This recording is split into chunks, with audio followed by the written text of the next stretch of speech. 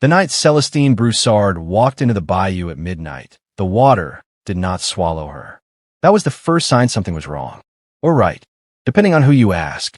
She was barefoot, mud between her toes, the kind that holds you, slow, deliberate, like the earth itself wants to know your business before it lets you pass. Spanish moss hung from the cypress trees like the hair of old women who had seen too much and stopped trying to hide it.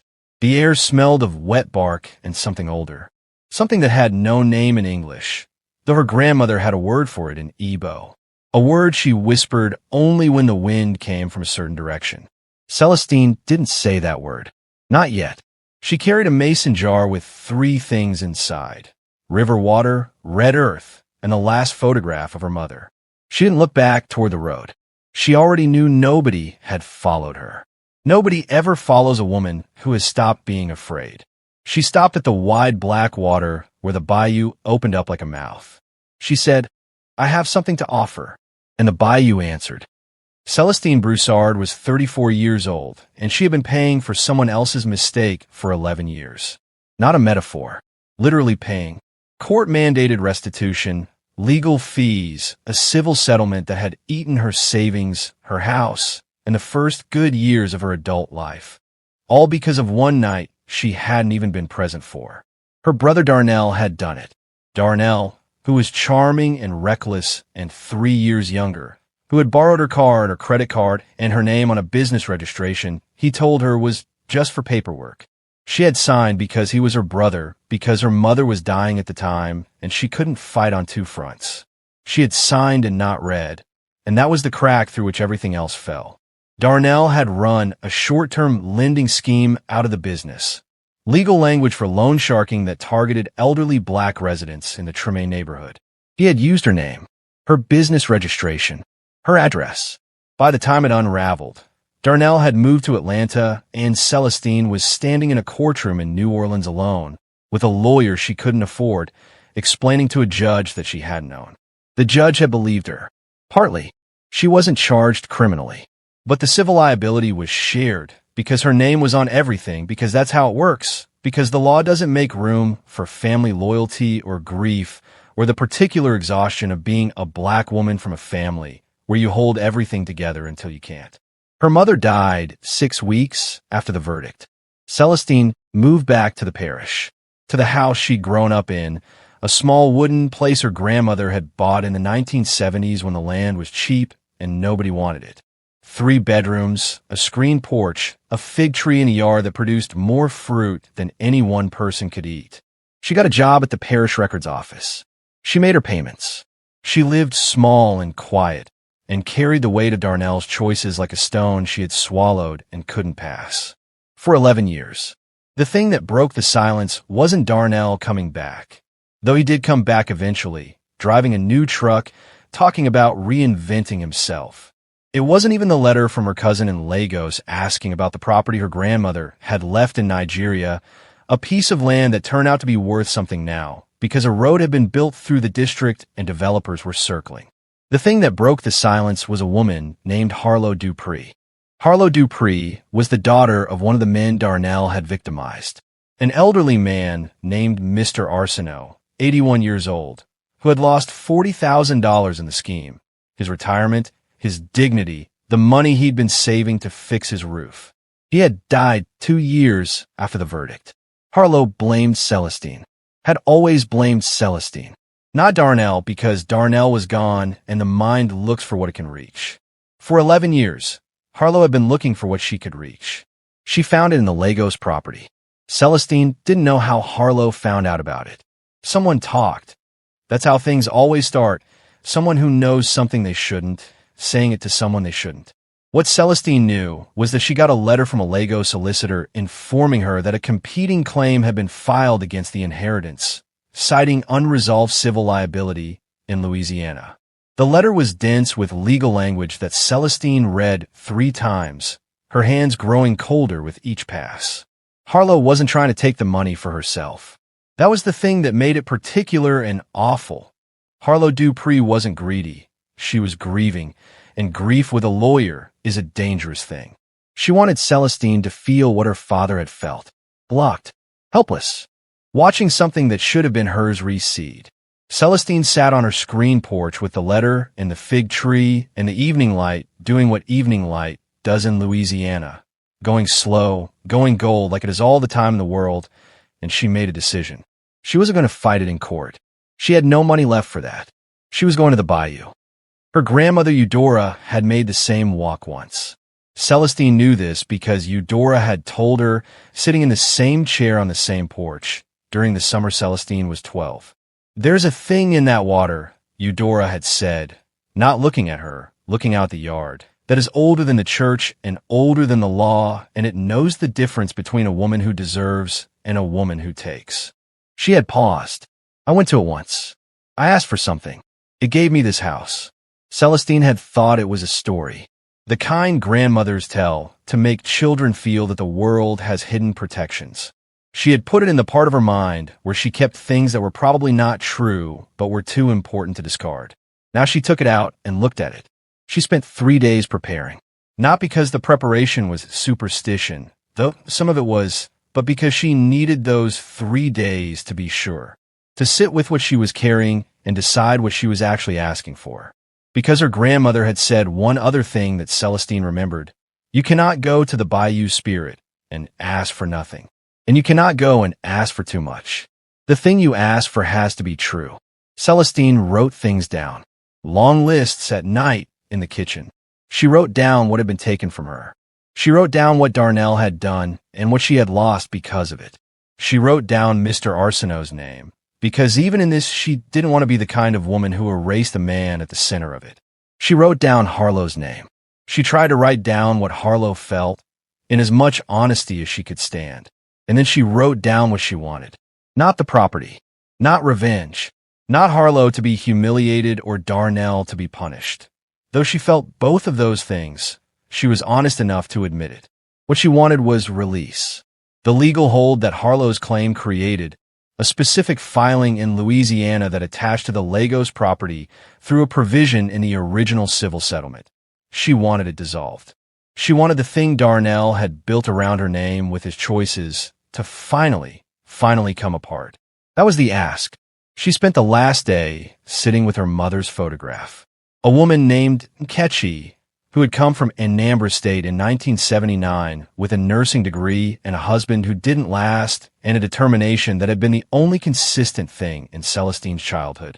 Nkechi had raised them in Louisiana with Igbo proverbs and Catholic Mass on Sundays, and the deep-seated belief that a woman who doesn't know her own worth will spend her whole life letting others calculate it for her. "Ma," Celestine said to the photograph, using the word she hadn't used since her mother died. "I'm going to try something. If you've ever watched someone you love carry a weight they didn't earn, stay with me. Because the Bayou doesn't only take. Sometimes it gives. And what it gives is not what you expect. Subscribe if you're new. This channel is for the nights when you need a story that tells the truth. The thing about a deal is both parties have to want something." Celestine stood at the bayou's edge with the mason jar, and she said what she had come to say. She spoke for a long time. Not a ritual, not a script. She didn't know any scripts. She spoke the way her mother had taught her to pray, which was like you were talking to something that had all day and already knew the facts but wanted to hear you say them out loud. She named the wrong that had been done to her.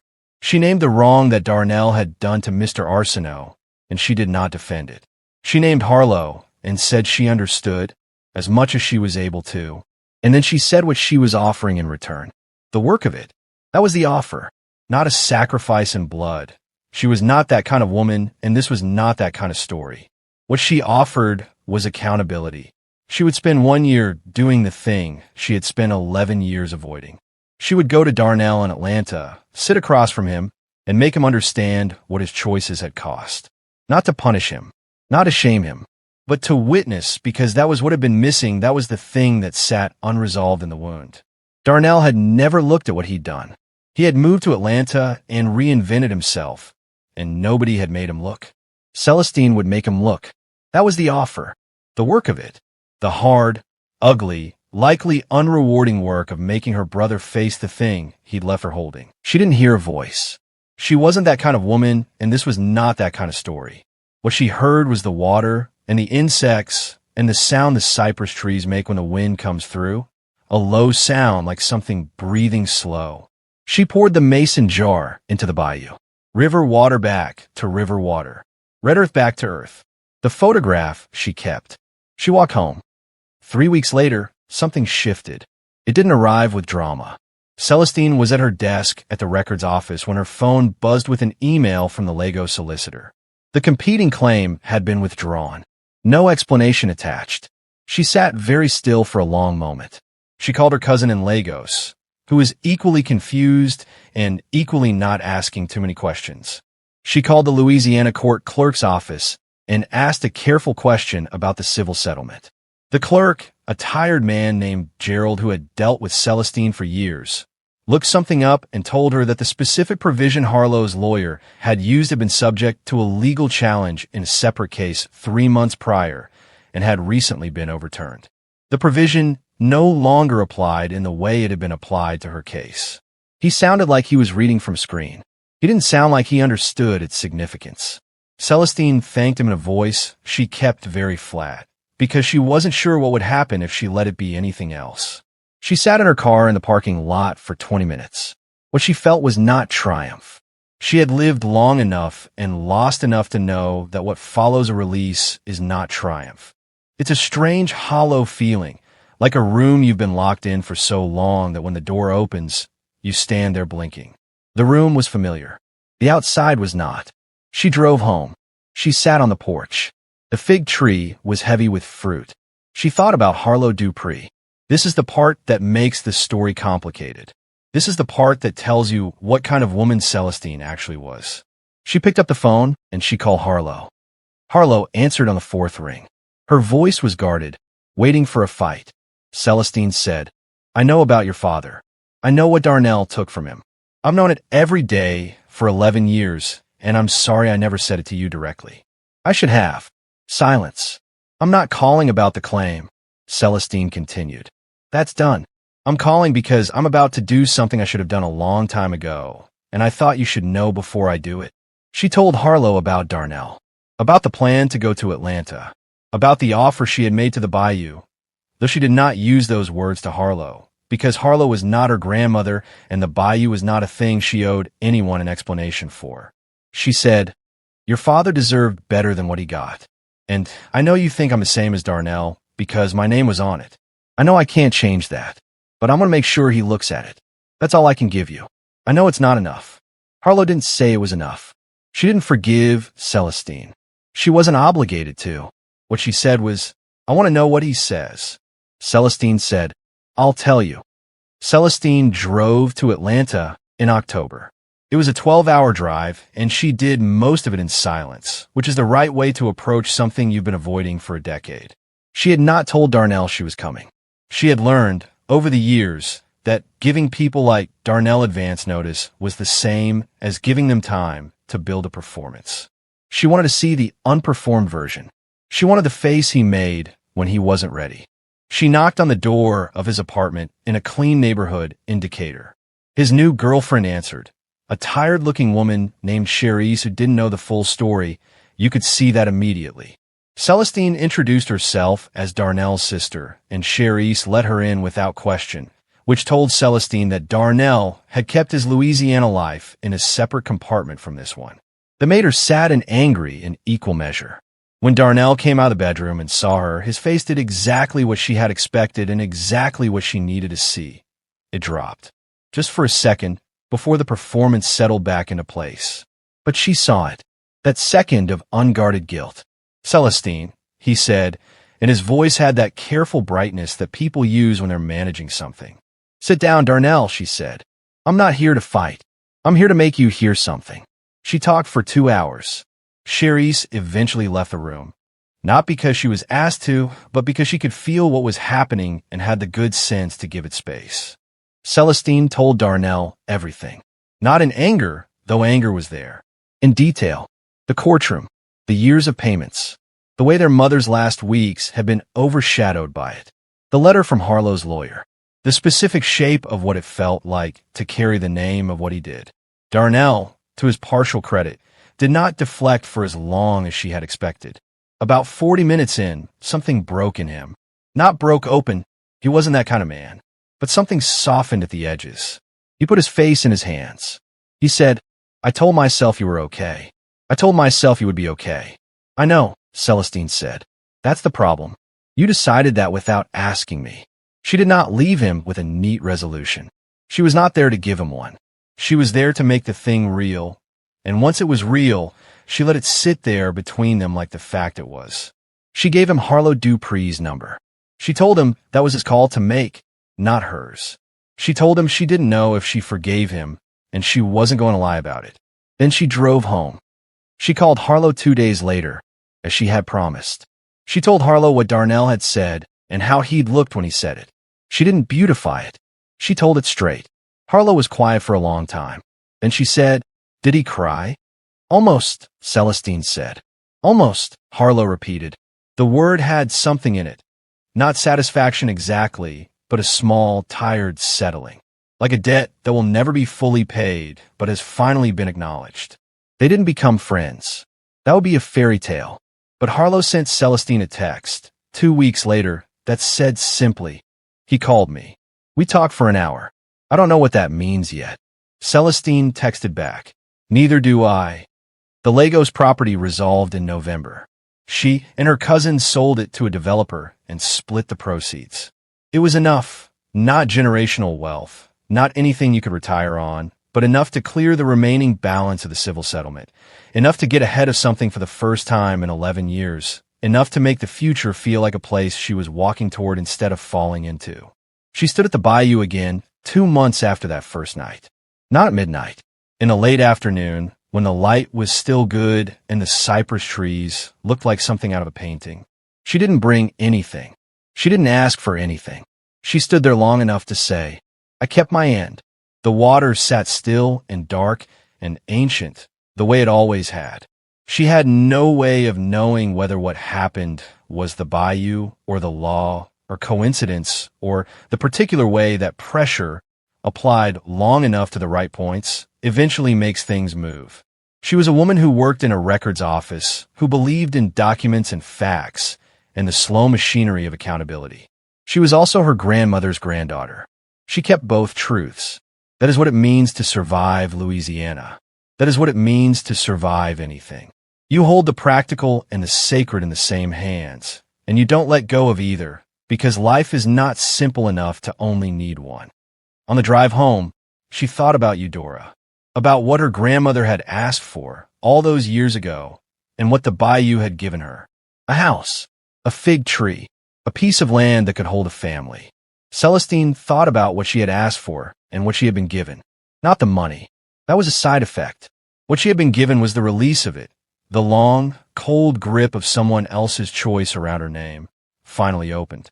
She could feel it in the way she drove, one hand on the wheel instead of two. She could feel it in the way she breathed. She had been holding her breath for 11 years. She hadn't noticed until she exhaled. Her grandmother's porch was waiting. The fig tree had dropped its leaves for the season, bare and black-branched against the evening sky, but it was still standing. It would fruit again in the spring. Celestine sat in the old chair and didn't do anything for a while. Just sat there, alive and unencumbered and not entirely sure what comes next, but certain for the first time in a long time that the next thing would be something she had chosen. That was enough. That was more than enough. If this story found you at the right time, you already know why. Share it with someone who is carrying something they didn't put down. New stories every week. Subscribe and stay close. The channel is just getting started.